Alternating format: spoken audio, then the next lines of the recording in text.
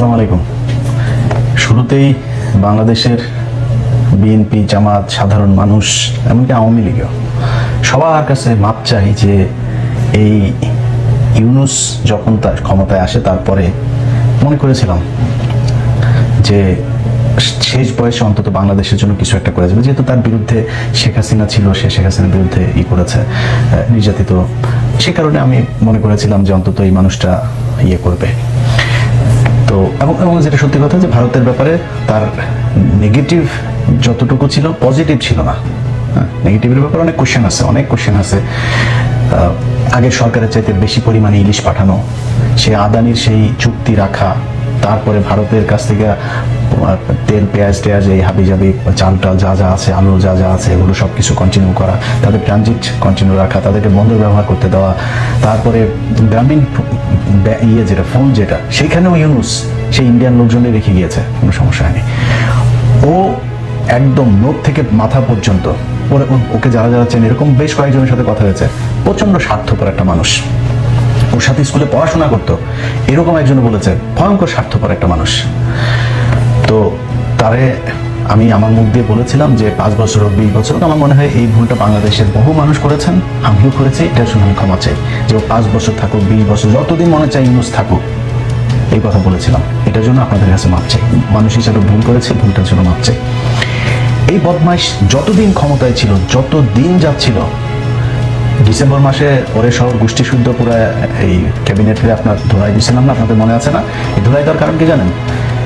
একদম শুরু থেকে দেখেন, সে বাংলাদেশের মানুষের সাথে একদম টোটালি একটা মানে শয়তানি করে গিয়েছে।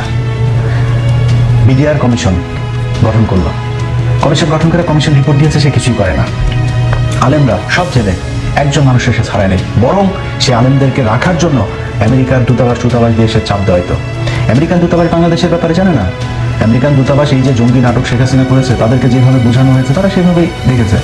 এখন তাদেরকে তো বলতে হবে যে এই যে দেখো, আমাদের দেশের জঙ্গি নাটকগুলো এইভাবে শেখ হাসিনা সাজাইতো, এই নাটকগুলো আসলে তাদের আর্টিফিশিয়ালি ক্রিয়েট করা, এই দেশে জঙ্গি টঙ্গি কিছু নাই, বলতে হবে। তো আমি সরাসরি যতজনের এই জামিনের ব্যাপারে আমার সম্পৃক্ততা ছিল, এই মানুষগুলোর ধরেন, আমি প্রথমে অ্যাটর্নি জেনারেল, এর আগেও একটা প্রোগ্রামে বলেছি, সবচাইতে বেশি আলেমদেরকে ছাড়ার ব্যাপারে অ্যাটর্নি জেনারেল আগের অর্থাৎ বর্তমান যিনি আইনমন্ত্রী আছেন, সবচেয়ে বেশি কাজ করেছেন তিনি।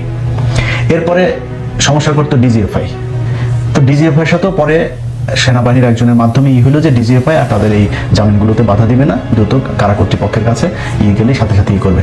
কারা যিনি আইজি প্রিজন, তিনিও, তার সাথে আমি যতজনের ব্যাপারে কথা বলেছি, তিনি 5 মিনিট সময় নেয় নাই।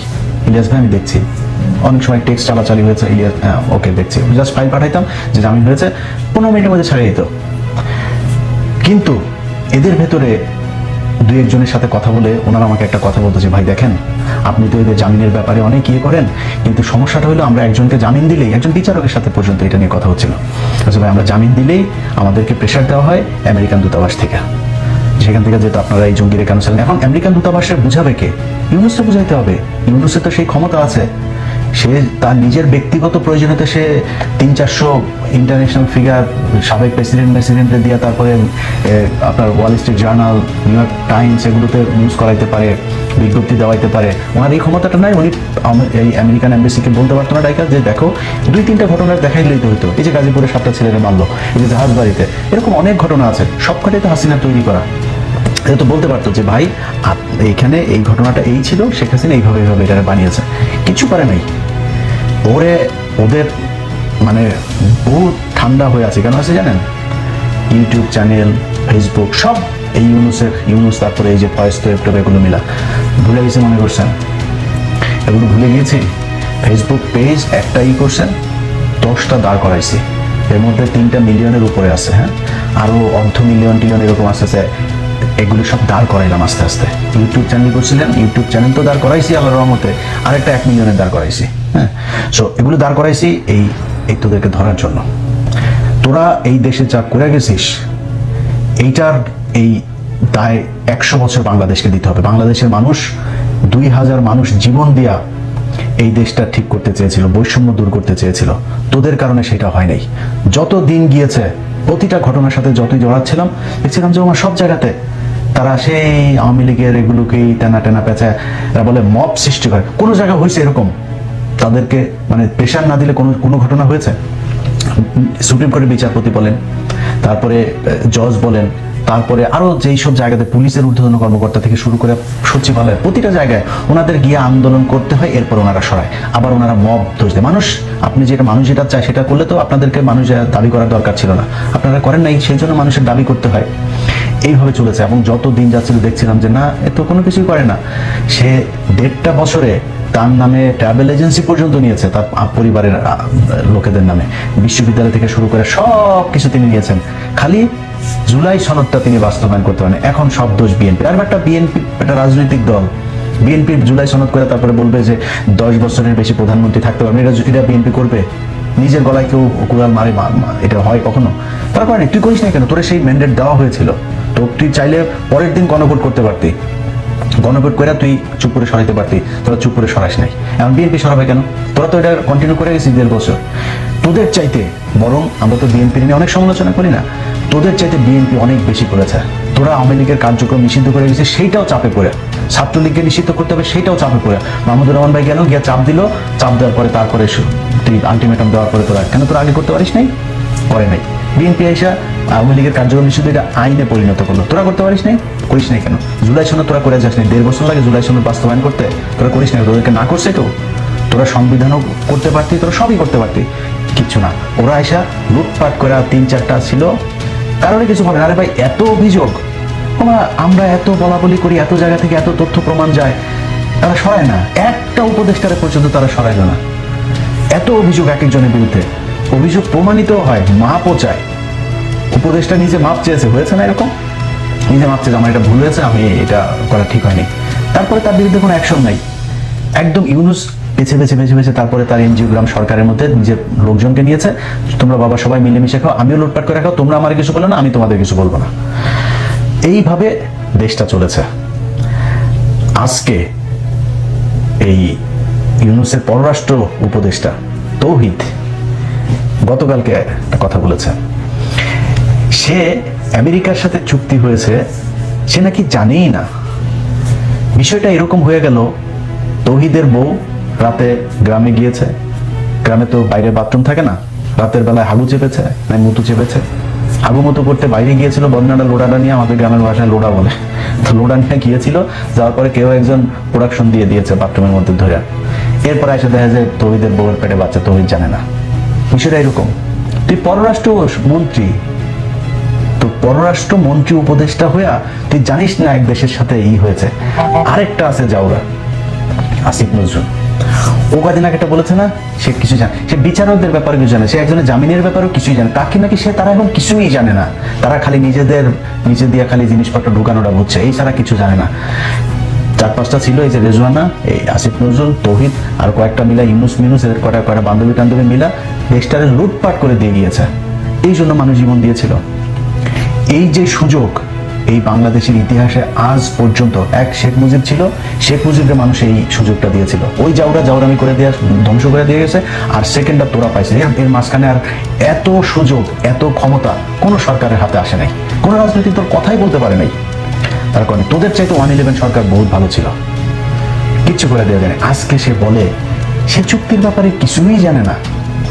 আমেরিকার সাথে যে চুক্তি, আমি আমেরিকায় আছি, বাংলাদেশের স্বার্থের বিরুদ্ধে যদি আমেরিকার ইয়েতে যদি কোনো চুক্তি, আমি সেটার বিরুদ্ধে যাব, 100% যাব। কিন্তু তুই জানিস না কি চুক্তি হয়েছে, তুই জানিস না, এইটা কেমন হইতে পারে? এই জাউরা হলো সবচাইতে বড় জাউরা। এই জাউরাটা সব কয়টা দূতাবাসে আওয়ামী লীগের লোকজনকে টিকায় রাখছে। এই জাউরা, এই যে মুশফিক ফজল আনসারি ছিল না, মেক্সিকোর রাষ্ট্রদূত, মুশফিক ফজল আনসারি ভাই এই ইউএনএ একটা পোস্টিং হচ্ছিল না, এটাতে এই তৌহিদ, এই পররাষ্ট্র উপদেষ্টা, সে এটা হইতে দেয় নাই, সে মুশফিক ভাই এটা হইতে দেয় নাই। এটা মুশফিকের মুতের সমান হয়েছিস তুই। মুশফিক এই দেশের জন্য এই গেল 15 বছর, তার পরিবার, তার বৃদ্ধ বাবা মা, তাদের উপরে যে টর্চার হয়েছে তুই জানিস এগুলি? তুই মুশফিকের পিছনে লাগে তারপরে তার ক্ষতি করিস, আর আওয়ামী লীগের লোকজনের ভালো ভালো জায়গায় সব পোস্টিং দিয়ে তারপরে বসায় রাখছে। এটা করে গিয়েছে তৌহিদ। এ হইল নিখাত আওয়ামী এই ইন্ডিয়ান মাল, নিখাত ইন্ডিয়ান মাল। এটা সে এখন বলে কি, ধরেন সে তার বাদ দিয়া বাইপাস করে তারপরে ইউনুস করছে, এক বক্তব্যের মধ্যে বলেছে এখানকার যে সাক্ষাৎকার, আওয়ামী লীগ 5 বছর পরে আসতে পারে, ওই সামনে নির্বাচনে অংশ নিতে পারে। তুই আওয়ামী লীগের কিছু করে গেছিস, আওয়ামী লীগ ইয়েতে আসবে না, নির্বাচনে আসবে না, তুই করছিস কিছু যদি করে থাকে তাহলে এখন বিএনপি করবে, জামাত করবে, তারা করবে, তুই কিছু করে গেছিস। তো আওয়ামী লীগের ব্যাপারে তুই আন্দাজে এখন এটা বলার কারণ কি? এরকম না তুই আওয়ামী লীগের ব্যাপারে বিশাল আকারে জিরো টলারেন্স দেখা গেছিস, এখন যারা আসে তারা হচ্ছে কি আওয়ামী লীগকে আনতে চায়। বিষয়টা তো এরকম না। এই হচ্ছে এদের অবস্থা।